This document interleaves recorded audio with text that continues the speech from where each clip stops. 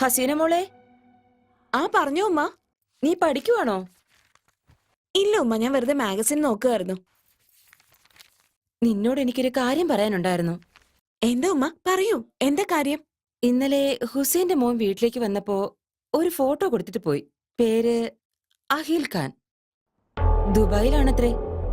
ഈയിടെ 2 കാറ് വാങ്ങിയതേ ഉള്ളൂ. നല്ല കാശുകാരാണത്രേ. ഈ ആലോചന വിടണ്ടാന്ന് നിന്റെ ഉമ്മക്ക് പറഞ്ഞോണ്ടിരിക്കുവായിരുന്നു. നിക്കാഹിന് ശേഷം ദുബൈയിലേക്ക് പോവേണ്ടി വരും ഉമ്മ? അതെ മോളെ, ഒരു ധൃതിയില്ല. നന്നായി ആലോചിച്ച് പറഞ്ഞാ മതി. കഴിച്ചോ?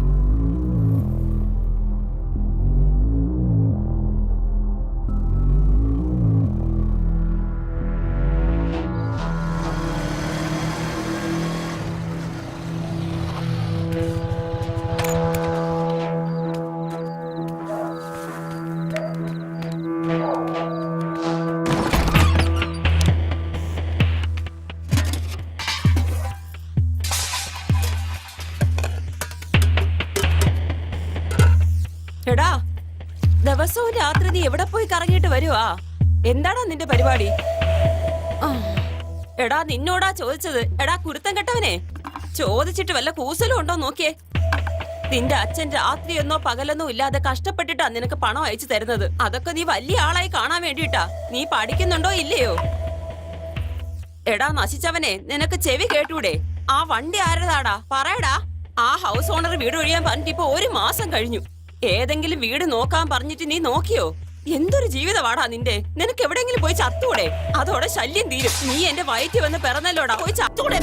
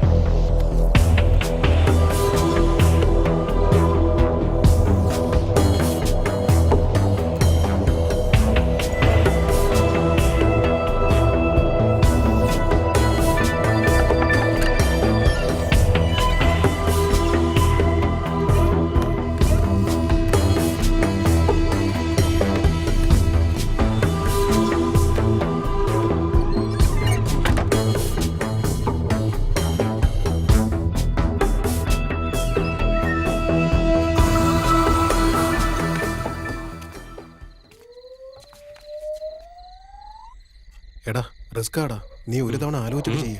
ഇവളുടെ അടുത്ത് നല്ലവനെ നിന്നിട്ട് ഒരു കാര്യമില്ല. ഇതാണ് അതിന്റെ ശരി. നിങ്ങൾ ഇവിടെ തന്നെ നിൽക്കേ. ശരി, ചെല്ല്. മിണ്ടായിരടാ.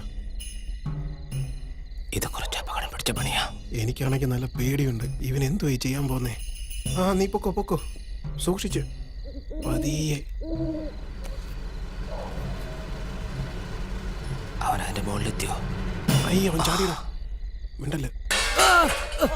എടാ, അവൻ കുടിക്കുന്ന തോന്നുന്നു. പാതിരാത്രിക്ക് എന്തുവാണ് അവിടെ ഒരു ശബ്ദം? അവന്റെ കാര്യം തല്ലി പൊട്ടിക്കുന്നേ. എങ്ങോട്ടാ പോകുന്നേ? നീ എങ്ങോട്ടാ രക്ഷപ്പെടാൻ പോകുന്നേ? എത്ര ധൈര്യം ഉണ്ടായിട്ടാ നീ എന്റെ വീട്ടിൽ കയറിയത്? ശരിയാട്ടോ? അയ്യോ, ഓടിച്ചോ. എടാ വേഗം ഓടറാ, ഓട്. ഏതവനാടാ അത്? പാതിരാത്രിക്ക് ഇറങ്ങി പോലെ. ഓ, എന്തൊരു കഷ്ടമാന്ന് പറയണേ. മനുഷ്യനെ സ്വസ്ഥമായിട്ട് കിടന്ന് ഉറങ്ങാനും സമ്മതിക്കത്തില്ല. നാശങ്ങള്.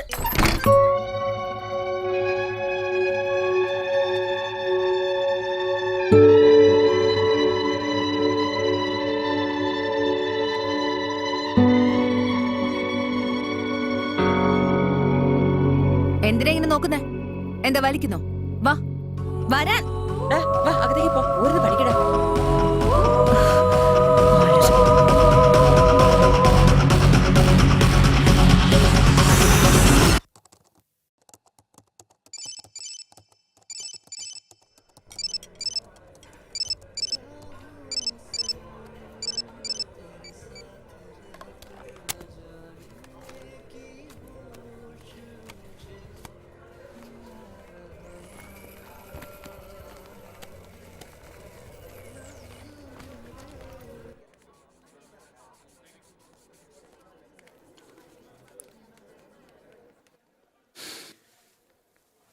ഹായ്. ഹായ്. ഇരിക്കെ. ആ. കാവ്യ തലചുറ്റി വീണെന്ന് പറഞ്ഞപ്പോ ചെക്കപ്പിന് കൊണ്ടുവരണമെന്ന് പറഞ്ഞതിലും കാര്യമുണ്ട്.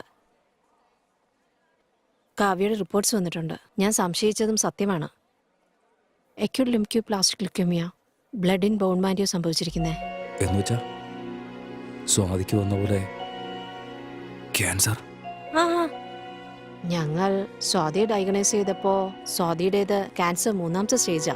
കാവ്യക്ക് മുഴുവനായിട്ട് ക്യാൻസറായി മാറിയിട്ടില്ല. Nothing to worry. എത്രയും പെട്ടെന്ന് ട്രീറ്റ്മെന്റ് തുടങ്ങുന്നോ അത്രയും നന്നായിരിക്കും.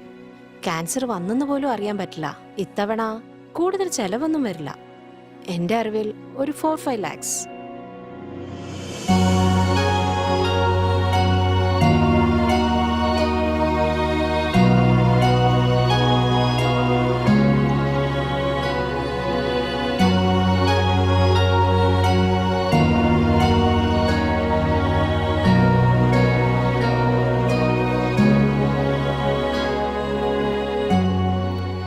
അച്ഛാ, ആ.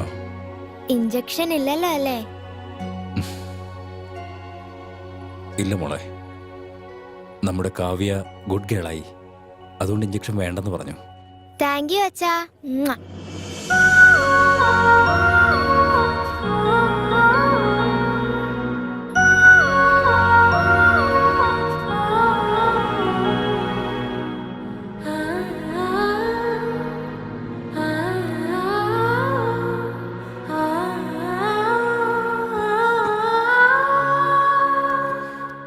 അച്ഛാ,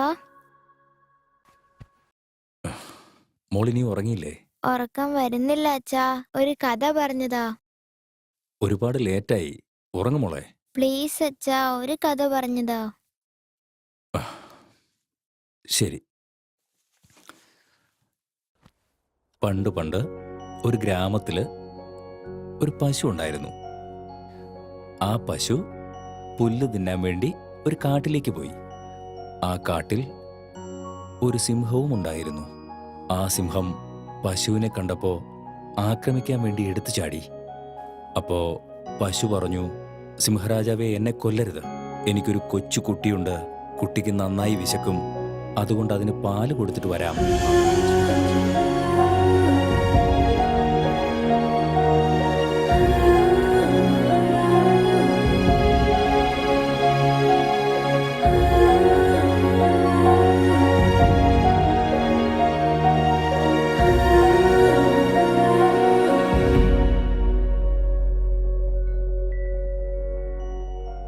ഭാവനകൾ നമ്മെ യഥാർത്ഥ ജീവിതത്തിൽ നിന്നും ഒരുപാട് ദൂരേക്ക് കൂട്ടിക്കൊണ്ടുപോകും. പക്ഷേ ആ ഭാവനയിലൂടെ നമ്മൾ എത്ര ദൂരം സഞ്ചരിച്ചാലും തിരികെ യഥാർത്ഥ ജീവിതത്തിലേക്ക് വന്നേ മതിയാകൂ. ഭാവനയിലെ ഈ കഥ യാഥാർത്ഥ്യമാണെങ്കിൽ ശരിക്കും വിശക്കുന്നുണ്ട്, അസുഖങ്ങൾ വരുന്നുണ്ട്, മനുഷ്യർ ജനിക്കുന്നുമുണ്ട്, മരിക്കുന്നുമുണ്ട്. ജീവിക്കാൻ ധൈര്യമില്ലെന്നുണ്ടെങ്കിൽ മരിക്കാനെങ്കിലും ധൈര്യം വേണം. മരിക്കാൻ ധൈര്യമില്ലെങ്കിൽ ജീവിക്കാൻ പണം വേണം. ചെയ്ത തെറ്റ് ഞാനിനി ആവർത്തിക്കില്ല. ഈ ഭാവനയിലേക്ക് ജീവിക്കണം.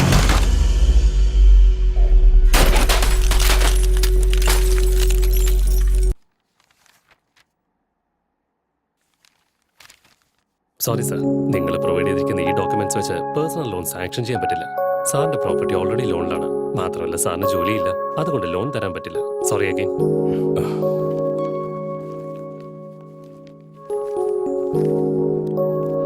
Thank you.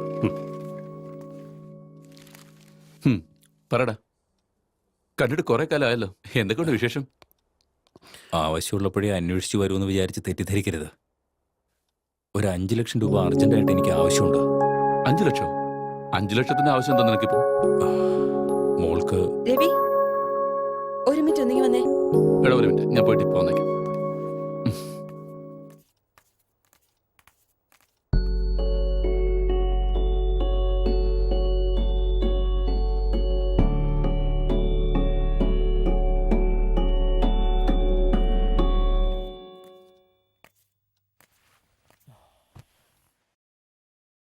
നീ ചായ കാപ്പി നിങ്ങൾ കഴിക്കണോ?